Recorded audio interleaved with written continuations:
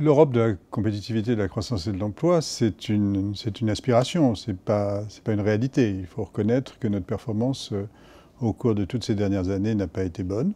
Il faut reconnaître qu'il y a des responsabilités évidemment de la part des États, des politiques qu'ils ont conduites depuis le début de l'euro, pendant la crise de l'euro. Il y a aussi des responsabilités européennes. On est passé dans les années 2011-2012, tout près d'une situation extrêmement dangereuse. Nous l'avons évité.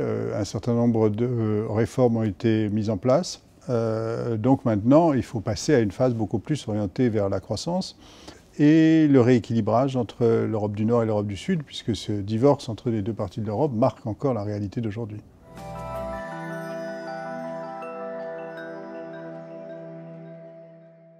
Le commissariat à la stratégie et à la prospective a été créé il y a 1 an avec l'idée qu'il fallait à la fois éclairer les responsables publics sur les politiques à moyen terme. Et puis il y a un autre rôle qui est un rôle plus tourné vers la société civile, vers les partenaires sociaux, qui est un rôle de concertation, qui est un rôle de débat.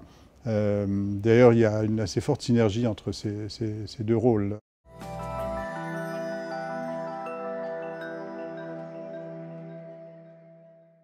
Les programmes nationaux de réforme, c'est une initiative qui a été prise pour coordonner, pour au moins connaître et intégrer les orientations de réforme des différents pays dans le cadre de l'Union européenne.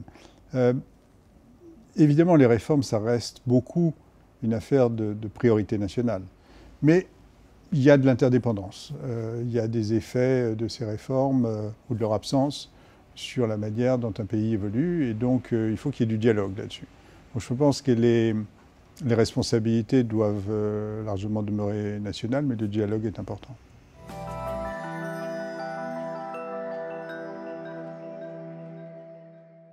Nous avons besoin de passer d'un modèle qui est un modèle fondé sur des structures établies, notamment des entreprises établies, à un modèle qui est un modèle plus dynamique, un modèle plus de croissance des entreprises, de renouvellement des entreprises. Et ça pose toute une série de questions sur l'accompagnement de ces transformations, sur par exemple des procédures de faillite. Ça pose des questions aussi, si je sors du domaine des entreprises, il y a toute une question aujourd'hui du poids de l'immobilier dans les questions de compétitivité. Nous sommes un pays, paradoxalement, nous sommes un pays peu dense et nous sommes un pays dans lequel l'immobilier et le foncier pèsent très lourd, sont très coûteux. Si on compare les conditions de vie d'un Français et d'un Allemand, une part importante de la différence de niveau de vie se joue là-dessus. Et donc là aussi, nous devons réfléchir à la manière dont on peut organiser le meilleur fonctionnement du marché du foncier et de l'immobilier.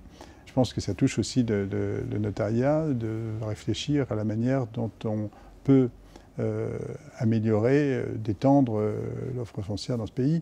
C'est un élément important aujourd'hui de notre capacité économique d'ensemble et c'est un élément important de notre compétitivité.